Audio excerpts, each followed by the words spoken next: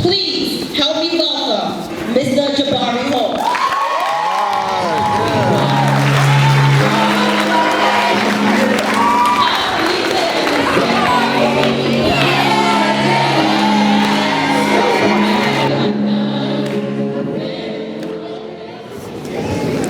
Good evening. You know, as I walked into this building, I saw all the beauty, I saw all the love, I saw all of the gratitude for the work of these young people, the families, and the amazing staff here at SCCS. And all that was on my mind was, man, look at all this love. Look at all of this gratitude. Look at all of this hard work. You see, because somebody in here almost didn't make it to graduation. Somebody in here probably dropped out of high school and then got back in because of the advice of a loved one. And somebody in here probably went broke trying to buy all these cap and gowns, these suits, these dresses, these shoes, and don't forget about the dinner after this. Somebody in here probably slept through 9th, 10th, and 11th grade and then woke up January and was like, oh, I guess I should graduate, right? Somebody in here remembers walking through those doors 7 years ago in the 6th grade. And somebody in here was ready for today. A mom and a dad or a grandmother wrote this day down 18 years ago. A son or a daughter worked their butts off every day to be at the top of their class for this day.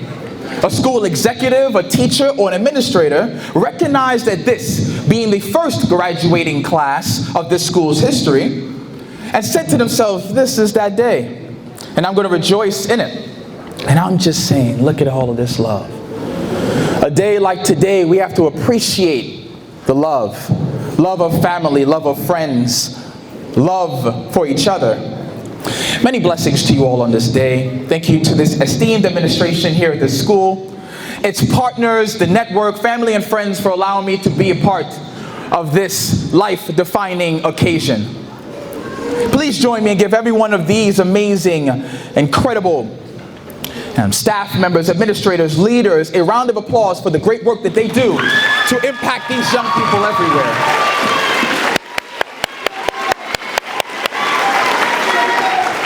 And please join me and give an amazing, a great round of applause for these moms and dads that love and loved ones that help to build and shape these young people up.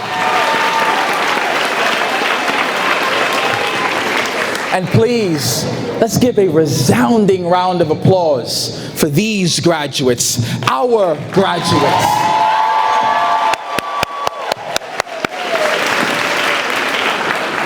Graduates, hello. Graduates, hello. Yeah. Graduates, together we are powerful. Together we are powerful. Together we are powerful. That we are. But when we are an individual, one person, what are we? Who are we? Why are we? Who, what, and why will we become? My name is Jabari Hall. I'm an international empowerment speaker. And I started an organization called J Has Heart, where we focus on social and emotional learning for students in grades 3 through 12, utilizing our proven curriculum. Now, I wasn't always the guy that can stand in front of a crowd and deliver a speech. I wasn't always the guy that can start a business, travel around the world, or knew what, who, and why I would become. No, see, I come from a small republic called Trinidad and Tobago in the Caribbean. I grew up in East New York, Brooklyn, on Alabama Avenue during the 90s. I lived in a studio apartment with 5 people in one bed. I had bread and water alone in my teenage years to survive. I wore Payless sneakers and they would light up when I would walk, and I recycled the same clothes every day for school. And as we laugh, notice that I was teased. I grew up so poor because I looked different, I talked different, and I felt different. I was teased and harassed and attacked. And like some of you, I became depressed, or I became angry, or I became confused. And I was closed off to possibilities in life. Middle school into high school was a struggle. High school on into college was also a struggle. I remember struggling. I remember being like a Samara and asking myself, how do I do it? How do I love this person and be comfortable with being me? Or like a Romario and staying determined with my school and sports, or like a Jordan, trying to get out of my own way. Or like a Daniel. Damn, Daniel. Caring about this whole school thing. Or like a Deja. Trying to separate my social life from my school and work life. I remember struggling like you. I had a huge list of reasons of why I should give up, why I should quit, and why I don't have what it takes. And I remember one day after I returned from my first semester in college, I saw a box filled with trophies and medals and pictures. And on top of it was sitting this one picture from my high school graduation. Surrounding me were friends, smiles, and tassels. I, of course, had my shirt and tie on and my cap and gown, but my eyes were filled with tears. Tears because they played that doggone Boyz II Men song. Y'all know it. Although we've come to the end of the road, still I can't let go. It's unnatural. You belong to me. I belong to you. And that's why I'm a speaker and not a singer. But I digress. Tears in my eye, maybe because they played that Boyz II Men song. Or because in that moment, in that picture, at that graduation, I knew and realized that I had to finish the mission. I had to finish my goal for my family. See, I remember sitting in those seats and saying to myself that no matter who doubted me, I don't care who teased me or what teacher or family member said I wasn't good enough, or nothing about being poor or messing up those first few years of high school and being so afraid to travel to Penn State University, nothing or no one was going to stop me from being a first generation college graduate in my family. Nothing or no one was going to stop me from remembering this moment. Nothing or no one was going to stop me from giving a little bit more. Nothing or no one was going to stop me from saying yes to the rest of my life. I have the honor of delivering a speech to you today, and with that honor, I'd like to share with you 3 things to remember. Now, this is directed towards the graduates, but can be applicable to every one of us in this room. 3 things to remember. My number 1, remember this moment. I want to quickly read to you the mission here at this school and program. The mission here at Spring Creek is to help our students become healthy, independent, successful adults. We do that here by meeting students' individual needs, using arts and technology to develop critical and creative thinking and highly effective literacy skills. Today's ceremony is designed to celebrate you young persons for the successful completion of that mission and of the 12th grade, as you are now prepared for the next phase in your life. This graduation, this ceremony, this moment, you all have worked your butts off to get here and have created so many memories.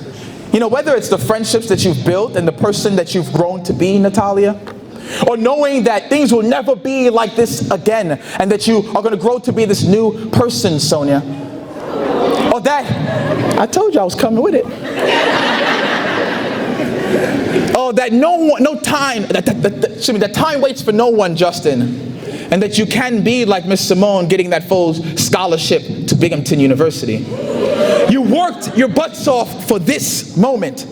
Recognize the place that you're in and all of the hard work that you have dedicated to your education for this moment. And ask yourselves, you can clap, sure. Ask yourselves, what will you do with it? What will you do with all of the knowledge gained and the growth that you've seen? The friends gained and the friends lost. All of the mistakes and failures, the ISS or the OSS or the tensions. The feeling, that feeling that you got when you found out that you passed your state exams. Or when you stayed up all night to finish this last project to make sure you graduate. Or this newfound purpose, yeah, I know.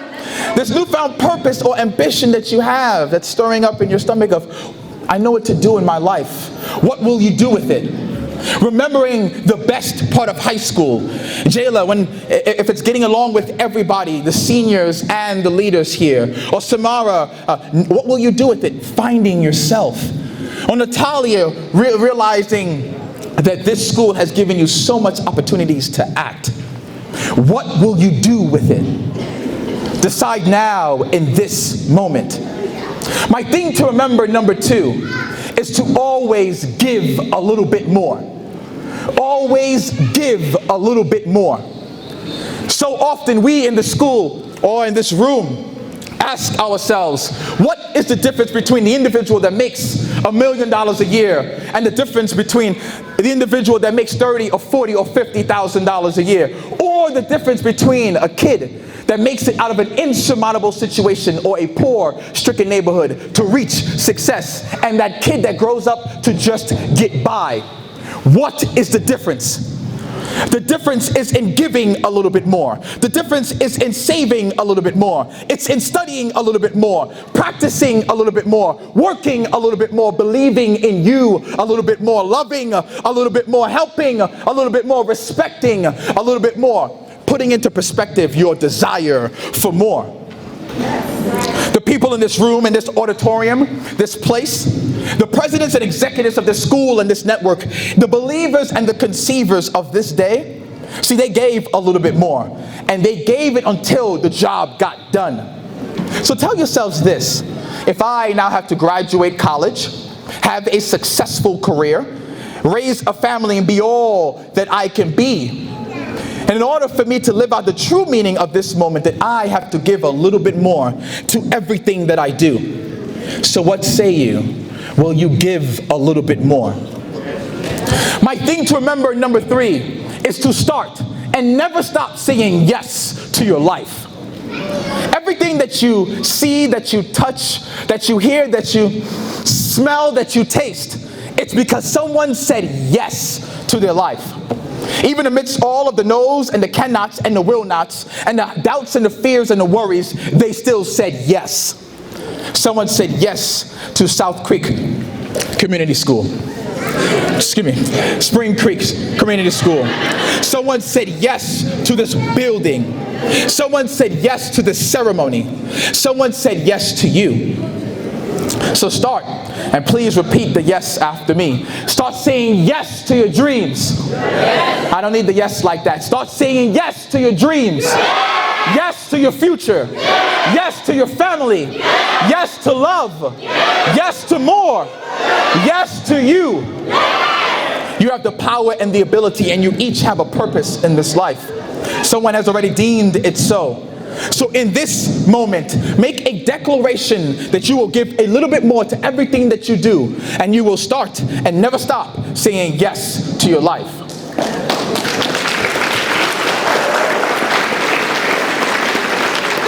And before I go, I'd like to share a quote that I live by. I mentioned to you all these quotes. We talked about these quotes. It's a quote that I live by, and it's by a 18th century writer. He said, "Look at a man the way that he is, he only becomes worse. But look at him as if he were what he could be, then he becomes what he should be." When I look at you young men and young women, I do not look at the sometimes immature or irresponsible acts that you may exhibit, nor do I look at the smart and ambitious young people that you currently are. No. When I look at you young men and young women, I see a CEO. I see a business owner. I see a doctor. I see an engineer, an investor, a nurse, a psychologist, a teacher, a man, a woman, a husband, a father. I see a senator. I see a mayor. I see a governor. I see a president. I work with you. I support you. I see you as individuals that you could be. So then you become individuals that you should be. So to Samara, to Romario, to Jordan, young man and young woman, to Daniel, to Deja, to Natalia, to Sonia, to Justin, to Jayla, to Miss Simone, to back row, to front row, I challenge you. I challenge you. When you take That photo today, you take that selfie or you Snapchat it. You take that graduation picture and tears are running down your eye. Let your reflection be the future you that you are destined to be. I thank you all for this day. Congratulations to you all. Thank you so much.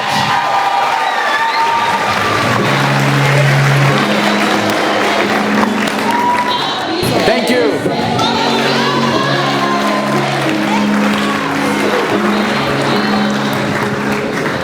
Thank you so much for listening, for watching.